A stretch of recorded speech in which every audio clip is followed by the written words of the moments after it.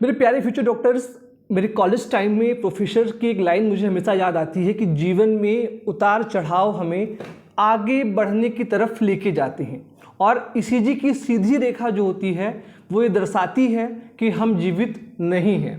मैं बात कर रहा हूँ ऐसे बच्चों की जिनका नीट 2025 बहुत अच्छा नहीं गया है, जिनके नंबर 300 से कम है, 200, 250, 300। ऐसे बच्चों को क्या करना चाहिए, आज की इस वीडियो में हम बात करेंगे। क्या ऐसे बच्चों को काउंसलिंग करना चाहिए, ऐसे बच्चों को किस कोर्स में एडमिशन लेना चाहिए, या फिर इनको ड्रॉप लेकर एक बार और नीट 2026 के लिए तैयार होना चाहिए। इस वीडियो में मैं आपको सब कुछ बताने वाला हूं। उससे पहले मेरा परिचय, नमस्कार, मैं हूं आप सभी का दोस्त डॉक्टर अभिषेक। मैं लखनऊ से हूं और मैं अपने पिछले 8 सालों से नीट के बच्चों को मोटिवेट करता हूं, इन्फॉर्मेशन देता हूं ताकि लाइफ में वो सक्सेस पा सके। अब बात करेंगे जिन बच्चों के कम नंबर हैं, तो ऐसे बच्चे जिनका ये फर्स्ट या सेकंड अटैम्प्ट था और इनके नंबर 300 से कम है या 300 तक है, तो ऐसे बच्चों के लिए सबसे बेस्ट पार्ट ये होता है कि उन्होंने 300 स्कोर किया है उस दौर में जब पेपर काफ़ी टफ था। इसका मतलब ये है कि उनकी बेसिक्स स्ट्रॉन्ग है, उनको बस अपनी गलतियों पे वर्क करना है और आप देखेंगे कि विद इन 4 to 5 मंथ उनके स्कोर में काफ़ी इंप्रूवमेंट आएगा और अगली बार जब वो नीट एग्जाम देंगे तो वो 600 प्लस बहुत आसानी से स्कोर कर सकते हैं। ये पहली बात है।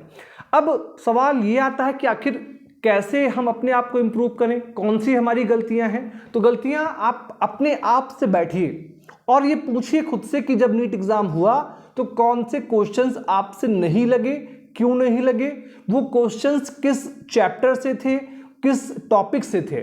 बस इतना ही पढ़ना है। 7-8 महीने पढ़ लीजिए, उसके बाद 3 से 4 महीने प्रैक्टिस कर लीजिए और अगली बार एग्जाम के लिए आप परफेक्ट रहेंगे। अब बात आते हैं कि जिनका ये 5th या 6th अटैम्प्ट था, तो ऐसे बच्चों से मैं यही बोलूँगा कि यार 6 अटैम्प्ट आपने दे दिए हैं और आपके नंबर 300 से ऊपर नहीं जा रहे हैं, तो इसका मतलब ये है कि अब आपको दूसरे किसी प्रोफेशन के लिए देखना पड़ेगा, क्योंकि एक ही के पीछे लगातार जाते रहना ये समझदारी की बात नहीं है। अगर आप करना चाहें तो करें, बट मुझे लगता है कि 6 साल आपने अपनी लाइफ के दिए हैं एक ऐसे एग्ज़ाम को जो आपका ड्रीम एग्ज़ाम था और उसके बाद भी आप 300 तक ही पहुंचे हैं, मतलब आपका स्कोर 40% ही हुआ है। अभी भी आपको 300 और इंक्रीज करना है, तो आई थिंक ये थोड़ा सा मतलब अगर और भी आप समय देना चाहें दें, बट मैं सजेस्ट नहीं करूंगा। मैं चाहूंगा कि आप सभी दूसरे किसी कोर्स में एडमिशन ले लें।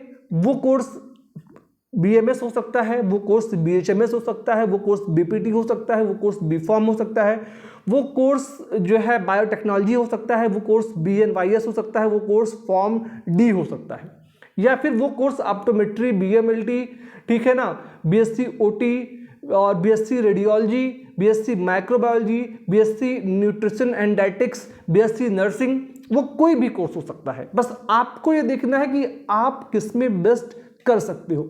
और रही बात एमबीबीएस की, तो एक बार एडमिशन ले लो, आप पढ़ाई करते रहो, क्योंकि मान लिया अगले साल आपने एक बार चांस लिया और आपका सिलेक्शन नहीं हुआ तो आपका 1 साल और वेस्ट होगा, फिर आपको वापस से जाना पड़ेगा। तो अभी इस बार आप एडमिशन ले लो, पढ़ाई करते रहो। अगर अगली बार आपके नंबर 600 प्लस आ जाते हैं, आपको एमबीबीएस मिल जाता है, तो इस कोर्स को यहीं स्किप कर दीजिएगा। बदले में आपकी थोड़ी सी फीस जाएगी, 1 लाख 1.5 लाख, तो वो आप आराम से दे सकते हो। नहीं दे सकते तो आप लोन करा लीजिएगा, लेकिन समय की कीमत समझिए। जिस व्यक्ति ने अपनी कंप्लीट स्टडी समय से कर ली है वही व्यक्ति सफल हुआ है।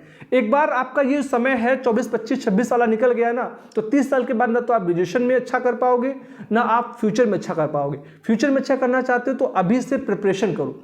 जिन बच्चों के 3rd अटैम्प्ट हो चुके हैं, स्कोर बूस्ट नहीं कर रहा है, तो उनको ये बोलूंगा कि आप किसी कोर्स में एडमिशन ले लो, उसके साथ में नीट की तैयारी करते रहो। अगर सिलेक्शन हो गया तो उस कोर्स को छोड़ दीजिएगा, और अगर नहीं हुआ तो आप कोई बात नहीं, आपका कोर्स तो चल ही रहा है। और भारत की न्यू एजुकेशन पॉलिसी में अच्छी चीज़ क्या है कि आप मान लिया एक कोर्स 4 साल का है, आपने 2 साल पर पढ़ाई की, तो आपको डिप्लोमा का सर्टिफिकेट मिल जाता है। यानी कि आप चाहें तो उस कोर्स को 5 साल 4 साल के बाद वापस से कंटिन्यू कर सकते हैं।